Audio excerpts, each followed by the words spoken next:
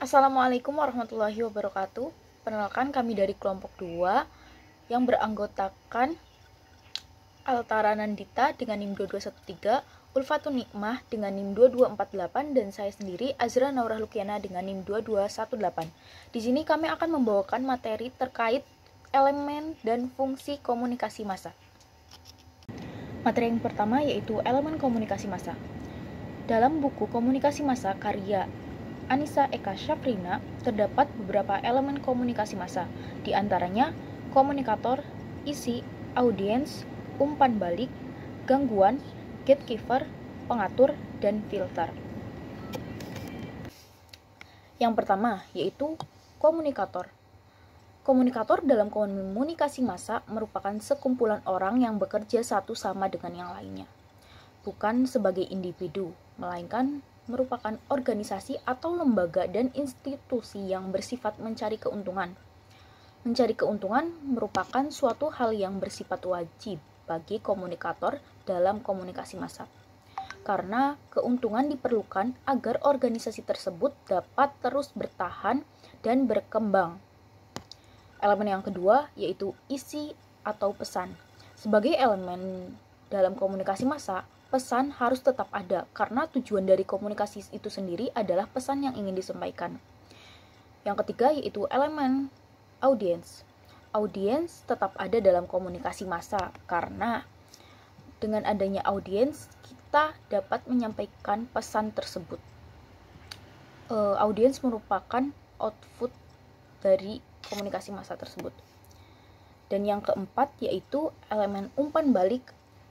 Umpan balik antara komunikator dan komunikan dalam komunikasi massa tidak terjadi kontak langsung, yang memungkinkan untuk mengadakan reaksi langsung satu sama lain. Sebagai contoh, umpan balik terhadap berita salah di media cetak koran baru ditampilkan dalam edisi selanjutnya. Yang kelima, elemen gangguan. Terdapat dua jenis gangguan yang mungkin terjadi di dalam komunikasi massa, yaitu gangguan saluran dan gangguan semantik. Gangguan saluran terkait dengan teknologi yang digunakan. Semakin canggih teknologi yang digunakan, semakin besar peluang munculnya gangguan. Contoh dari gangguan jenis ini adalah kesalahan cetak, kata yang hilang, gambar tidak jelas di TV, gangguan gelombang radio. Solusi dari gangguan saluran adalah dengan menggunakan pengulangan. Gangguan jenis kedua adalah gangguan semantik, yaitu gangguan yang berhubungan dengan bahasa.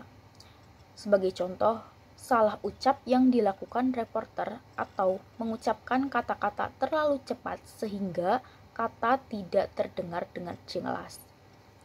Yang keenam yaitu elemen gatekeeper. Gatekeeper dapat didefinisikan sebagai penapis informasi atau palang pintu dan penjaga gawang. Tugas utama dari gatekeeper adalah menentukan arus informasi yang disebarkan. Karena gatekeeper dapat menghapus, memodifikasi, menambah pesan yang disebarkan, termasuk menghentikan dan tidak membuka pintu gerbang gate bagi keluarnya informasi. Seleksi informasi ini dibutuhkan karena terdapat batasan ruangan media, sedangkan berita yang masuk sangat banyak. Selain itu, hal ini dibutuhkan agar halayak atau audiens menjadi tertarik dengan pesan yang disampaikan. Elemen yang ketujuh yaitu pengatur. Pengatur sebagai salah satu elemen dalam komunikasi massa merupakan pihak-pihak yang secara tidak langsung ikut mempengaruhi proses aliran pesan media massa. Yang menjadi pengatur adalah pihak eksternal yang berasal dari luar media, namun bisa ikut serta menentukan kebijakan redaksional. Biasanya pihak-pihak yang menjadi pengatur dalam komunikasi massa adalah pengadilan, pemerintah, konsumen, organisasi profesional, dan kelompok penekan. Yang kedelapan yaitu elemen komunikasi filter. Dalam komunikasi massa terdapat 3 jenis filter, yaitu filter fisik, psikologis, dan budaya. Filter fisik merupakan keadaan sekeliling komunikan ketika menerima isi pesan, misalnya tempat duduk yang tidak nyaman, cahaya redup, atau kondisi badan yang sedang sakit. Sementara itu, filter psikologis terkait dengan pengalaman atau faktor psikologis komunikan. Sebagai contoh, seseorang yang pernah mengalami kejahatan kriminal akan lebih emosional menanggapi berita kriminal dibandingkan seseorang yang tidak pernah mengalami kejahatan tersebut. Filter terakhir adalah budaya, yaitu terkait dengan budaya, pendidikan, pengalaman kerja, maupun sejarah politik komunikan. Filter-filter tersebut tentunya akan mempengaruhi kuantitas serta kualitas pesan yang diterima, sekaligus di dalamnya respon yang dihasilkan. Karena setiap audiens atau halayak memiliki perbedaan filter satu sama lainnya, maka tentu kualitas, kuantitas, serta respon yang dihasilkan akan berbeda. Selanjutnya, materi tentang fungsi komunikasi massa. Fungsi elemen komunikasi massa. Komunikasi massa memiliki banyak fungsi, yaitu fungsi informasi, hiburan, persuasi, transmisi budaya, fungsi mendorong kohesi sosial, dan lain-lain. Yang pertama, fungsi informasi. Fungsi informasi adalah fungsi yang paling penting karena menyampaikan hal-hal yang berkaitan dengan fakta dan kejadian yang benar-benar terjadi. Ya, bisa saja disebut dengan aktual. Contoh dari fungsi informasi itu sendiri yaitu berita, iklan, film sejarah, dan lain-lain.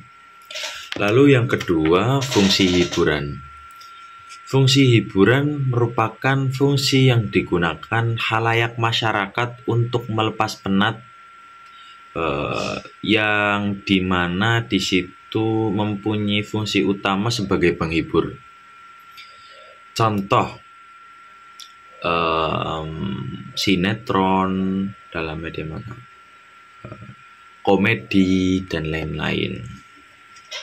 Lanjut, fungsi ketiga, fungsi persuasi. Fungsi persuasi merupakan fungsi yang mempengaruhi khalayak dalam beberapa hal, seperti mengukuhkan sikap atau memperkuat sikap atau mengubah sikap masyarakat atau pandangan masyarakat. Contoh dari fungsi persuasi yaitu ketika ada sandingan kuliner makanan, di situ kan tadinya masyarakat tidak memiliki keinginan untuk mencoba kuliner tersebut. Ketika dihidangkan oleh hidangan yang seperti itu, maka pandangan masyarakat itu akan berubah menjadi ingin mencoba kuliner tersebut. Lalu yang keempat, fungsi transmisi budaya, yang merupakan fungsi yang paling luas karena memperkuat konsensus nilai masyarakat dengan selalu memperkenalkan bibit perubahan secara terus-menerus.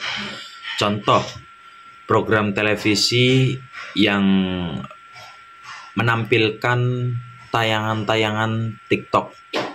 Nah, di situ kan mempunyai fungsi transmisi budaya yang tadinya hanya memperlihatkan program televisi, tetapi di situ program televisi menyandingkan TikTok sebagai transmisi atau perubahan seperti itu.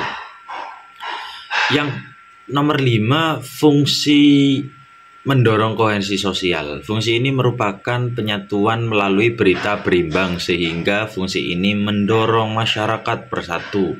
Contoh berita pada masa pandemi COVID 2000 lupa. Di situ kan ekonomi masyarakat sempat menurun drastis. Nah, di situ program televisi menayangkan bahwasanya itu masyarakat harus bangkit dari keterpurukan, dari kekurangan ekonomi. Nah, di situ kan mempunyai fungsi mendorong kohesi sosial masyarakat agar masyarakat itu bisa bangkit dari keterpurukan dari ekonomi yang krisis pada masa pandemi tersebut. Oke, lanjut selanjutnya oleh Mbak Ulfa. Pengawasan media massa berfungsi sebagai pengawas atau pemerintah, dan kekuasaan mereka memberikan informasi yang memungkinkan masyarakat untuk mengawasi tindakan pemerintah dan lembaga-lembaga penting lainnya. Fungsi kolerasi menghubungkan berbagai peristiwa dan isu yang terlihat terisolasi. Fungsi pewarisan sosial membantu masyarakat untuk memahami sejarah dan warisan budaya mereka.